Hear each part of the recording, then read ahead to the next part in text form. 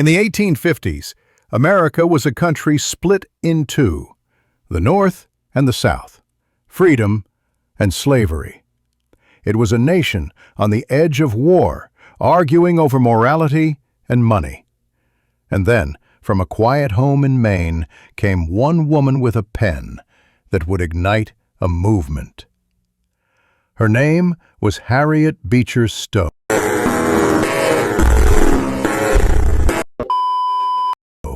Writer, mother, and abolitionist.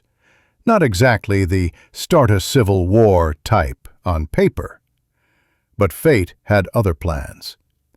She believed words could do what politics couldn't, reach the heart.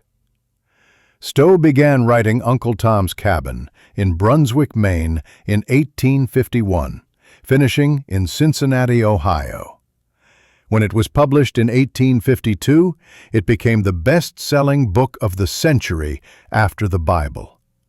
Not bad for something she first imagined at the kitchen table. The novel follows Uncle Tom, a man of unshakable faith and gentle strength.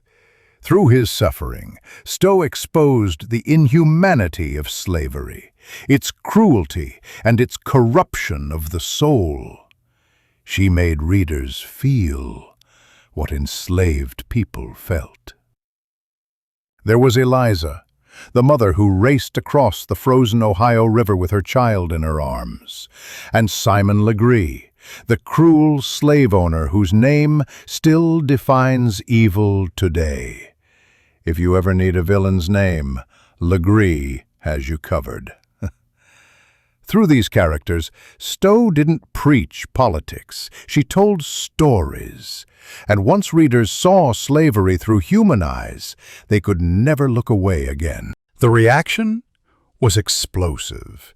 In the North, people wept and rallied. In the South, the book was banned and burned. Always a good sign your writing hit a nerve. But no law could stop its message. Uncle Tom's Cabin spread like wildfire, inspiring abolitionists and churches alike. It became proof that slavery was not just a political question, it was a moral disaster. President Abraham Lincoln recognized that power. When he met Stowe in 1862, he reportedly smiled and said, "So you're the little woman who wrote the book that started this great war." A line half in jest, but wholly true in spirit. The book helped reshape how Americans saw slavery as a human tragedy, not an economic issue. It fueled the abolitionist cause and made empathy a weapon for justice. It proved that literature could move mountains, and that a story could do what armies sometimes can't. It could change hearts. In the North, it united people against slavery. In the South, it sparked defiance.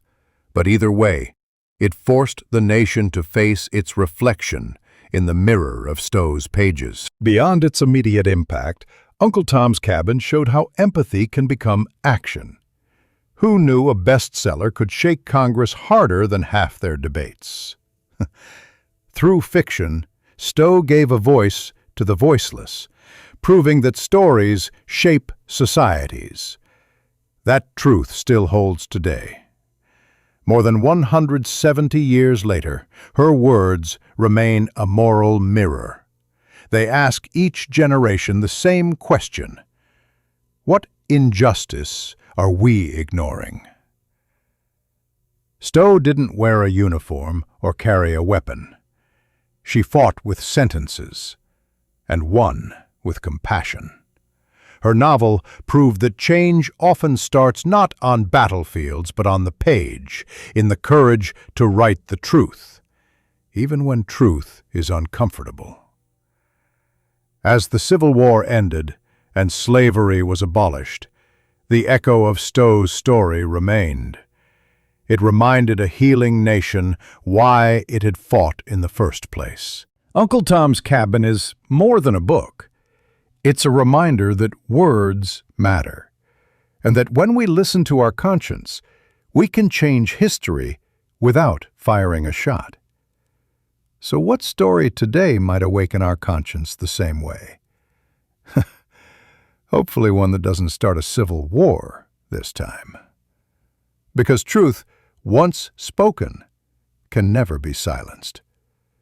And neither can the voice of Harriet Beecher Stowe.